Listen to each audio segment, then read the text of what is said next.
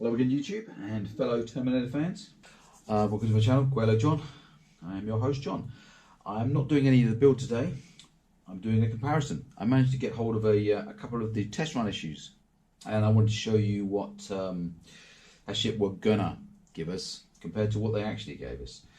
Firstly, there'd be the cover. We've got the cover of number 2 because I've only got issues number 2 and 3. I think they did 5 in the original test run, but I've only managed to get issues 2 and 3. I can probably stop there. So issue 2 is one we're all familiar with. This is the cover of the one we actually got, which gave us the gleaming, shining Terminator, which we didn't get in the actual build. They went with a much duller version of it. This is the cover of the test run issue number 2. I love this cover. I don't know why they didn't go with this. They've used a non-chromed T-800 on the front. It looks like the sideshow one, but it's not shiny. When you look at this, you wouldn't be expecting to get a shiny T-800. The irony is, with this one, you were getting a chromed T-800. They were going to have it all chromed. It would have looked just absolutely stunning. But we'll go through the magazine to start with, and then we'll go through the parts that we got. So you've got your front cover, which I really like. That's a menacing cover. I like that. It's so much more menacing than the cover we've got. You start off with the Terminator, the time travel, and there's quite a lot of story about the Terminator in the first issue, which is good. I like that because it's about the Terminator. Then you come to the parts, which are very similar to the parts that we got. These are the parts that we got, and these are the parts that we could have got, that we are getting with the test run. Just for comparison's sake. I mean, look at this. Look how shiny that is. That's beautiful compared to what we actually got. I mean, it's practically the same. It's a little different on the back. They were going to go a different route. It looks like they weren't going to have the ratchet in there, but they may have fixed a ratchet joint onto this from inside. It may have been a different issue that it came with a ratchet joint. But look at the difference in shine on that. That is just stunningly beautiful. This is what mine is going to look like. I will have mine chromed, because it looks the part.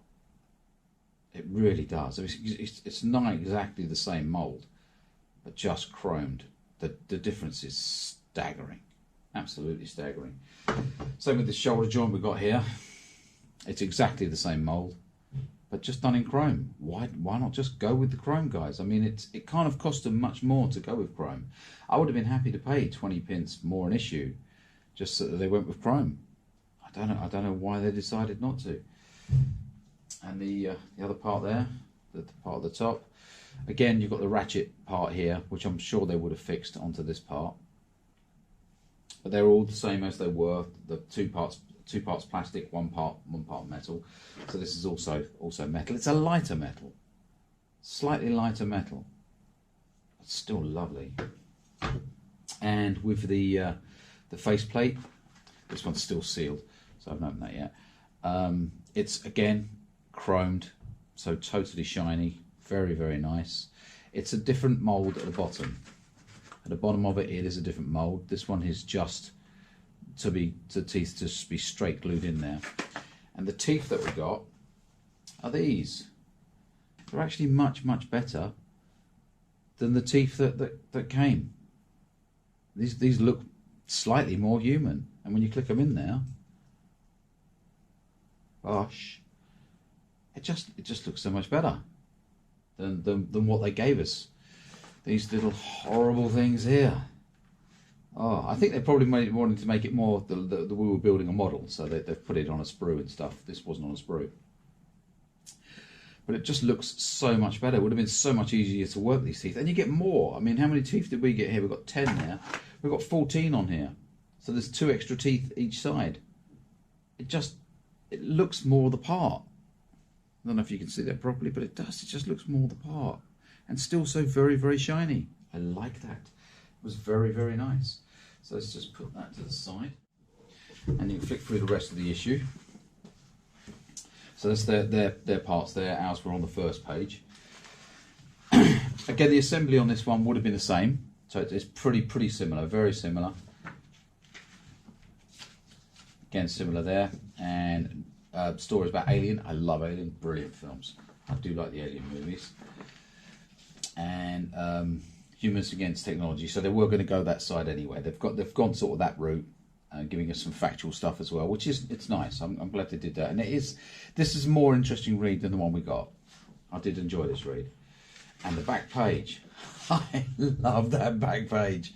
That is so cool. That is just the front page done in black and white, but it looks so menacing. I really like that. That is so good. But it literally is that picture there done in black and white. I like that. They put a lot of thought into this particular magazine. Whoever did this, they should have run with it. He's put a lot of effort into that. And the back page too. I like the back page because you've got another menacing picture of a T-800 Terminator. On ours, though, you did get what's coming in the next issue, which I like. I like that we got what was coming in the next issue. I do have the next issue, so we'll run through that in just a second. But I'm very impressed with what they were going to do.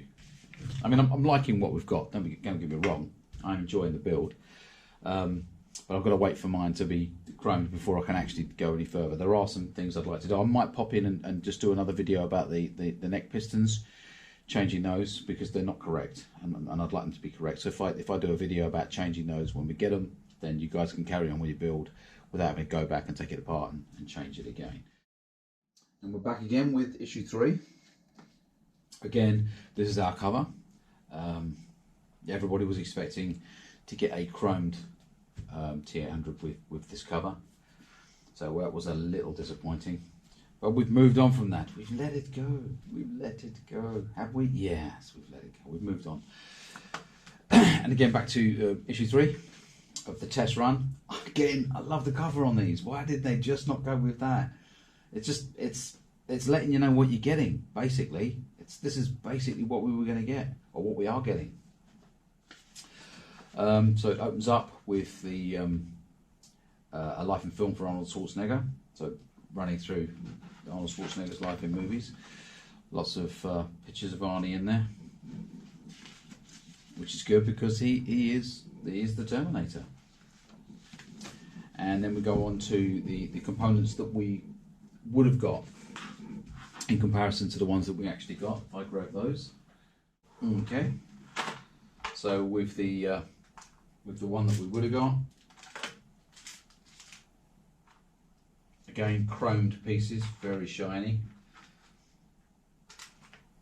And the motor there. With the piston on this one though, our one is metal, which I like. This one is actually all plastic. It's all plastic. It's very shiny plastic, as you can see, but it is all plastic. And the difference being with our one, you've got 3 parts. This is just done in 2. So with part 3 on ours, we've got the 3 parts, whereas in this one you just get the cylinder and the top part. Most of the bottom cylinder or the piston would obviously have come in another issue, but the bottom of the piston on this one is a lot shorter than the one that we got in comparison. Hell of a lot shorter. So it would have restricted some of the movement in the arm, I think. You wouldn't have had quite the freedom of movement that we've got in ours, and they would have been plastic. So it would have been quite disappointing for all of us who like the fact that a lot of this is a die-cast figure. But it is beautifully shiny. I do love the fact that it was all chrome. I mean, whoever put the thought into the original issues, I think really loved the T-800. He really did like what he was part of, creating the magazine, creating the parts. Obviously didn't stay with it. Well, clearly didn't stay with it. You've also got the parts of the fingers in here. Sorry, in here. These again are all chromed. It's all chrome. All of the fingers are nice shiny chrome compared to what we got. They are beautifully shiny. To be fair though, I think I prefer for the fingers. I don't want the whole thing to be chromed. When I get it chromed, I'm going to chrome major parts, but not the whole thing. I mean, I think the hands should remain as they are. You can just dirty them down. They can remain as they are, the fingers. But it is nice that it would have all come in chrome, because I would have just dirtied it all down anyway. But it's nice that they would have given us all in chrome, the whole lot. This is a lot lighter metal than the metal we've been given. This is like a really light aluminium. It is metal, but it's definitely very, very light. And what else did we give this? The PCB, yeah, the PCB, the actual the PCU is exactly the same as we've got in our issue with the 3 AAA batteries inside of it and the on-off switch. But the PSU, sorry, the PCB has a little power button on it, so you would have to turn it on. So you have to press that button now and hold it in to keep the power on there. So maybe with the issue that with the original test run, they were thinking of having a little on-off switch at the back of the head, so you just push it on and off. But they've clearly, with our one, they've gone with the remote controls, so you just turn it on and everything's running from remote control. I like this though. I like just turning the lights on. I'm not sure about the motors in the head and all that sort of stuff. I may have mine going up and down, side to side, or I may just have it posable with the lights, because I collect a lot of figures, and to be fair, I just take the batteries out of them. I don't want the batteries left in them in case they corrode and destroy the figures. But this one is in a separate pack, so I may leave them in there just to get the lights to light up, because the eyes to light up, because it is kind of cool.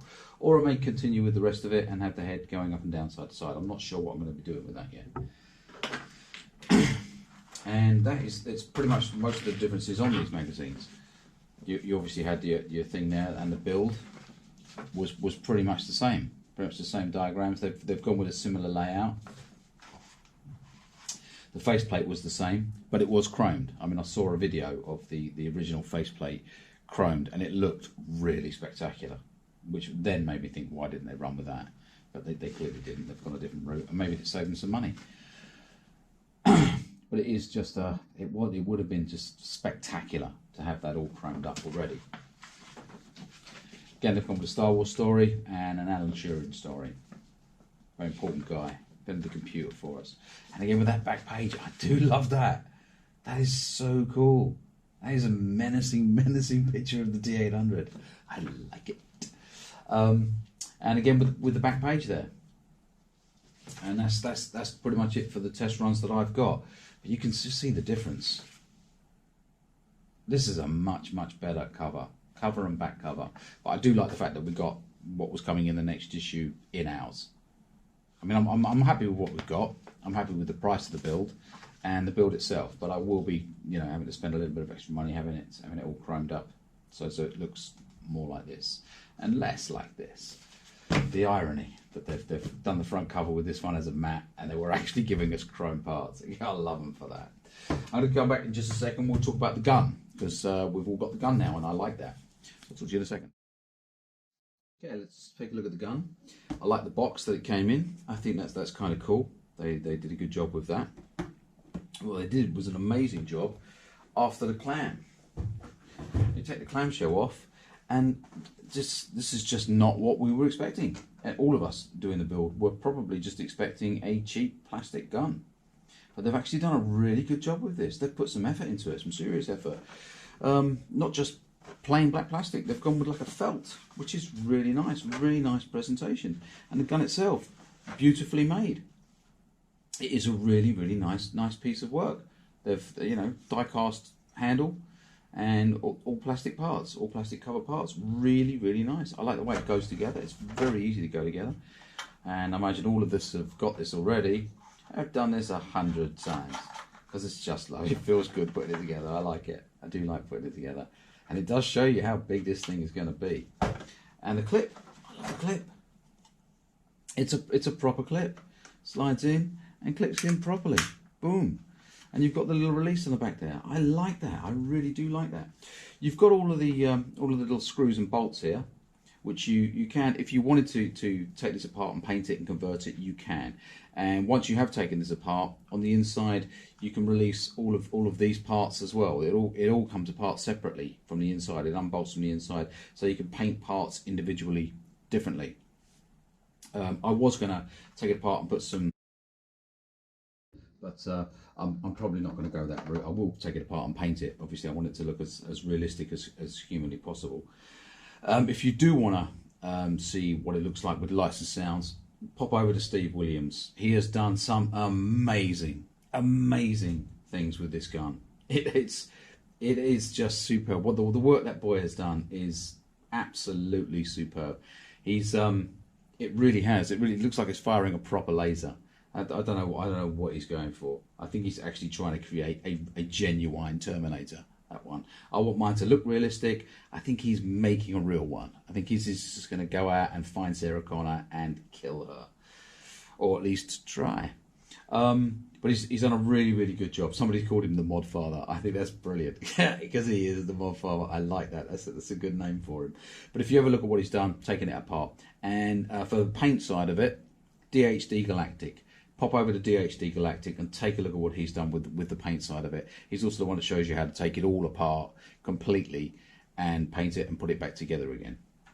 But it's a lovely thing. It really is a lovely thing. I'm not overly happy with what some people are charging on YouTube, or not on YouTube, on eBay for this. I mean, some of them, it's just crazy. One of them's £279. £279 for something that was free. Come on, man, seriously? And the kicker, he wanted $4.99 postage on top of that. Really? Greed, absolute greed. And to the point, I saw it, it just made me see red. And I just tapped in one word to him. You know, contact the seller with one word, greed. And it drove him nuts. He went absolutely crazy. But he did drop the price of it and then took it off completely. He dropped it to $2.59 or something like that.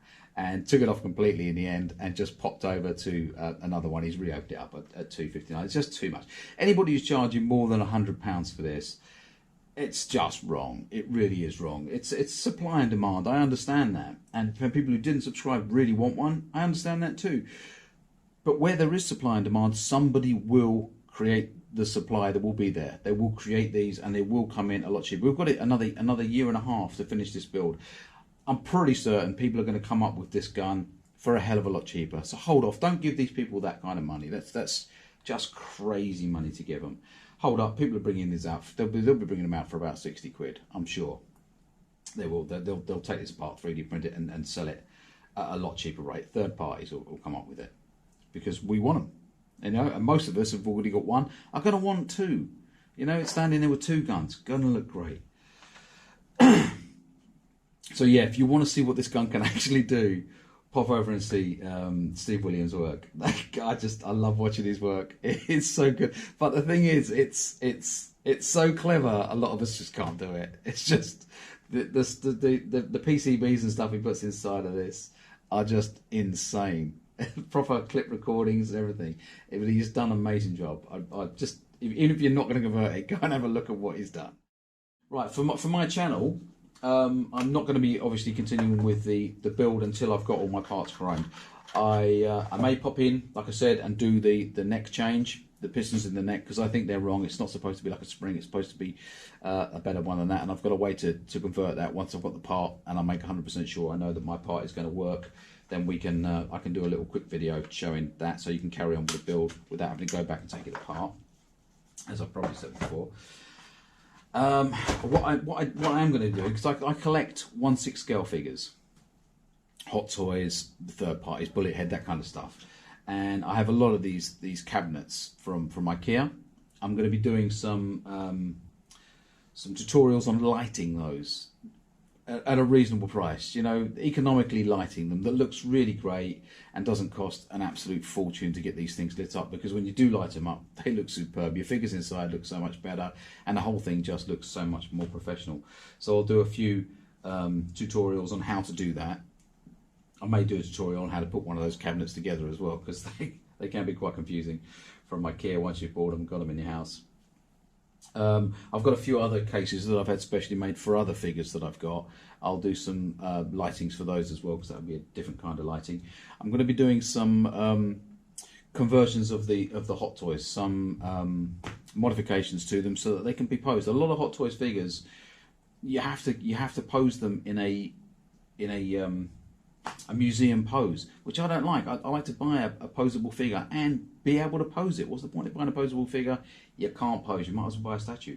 So I'm showing how to take those apart, take some of the bits out of it, and make them a lot more flexible.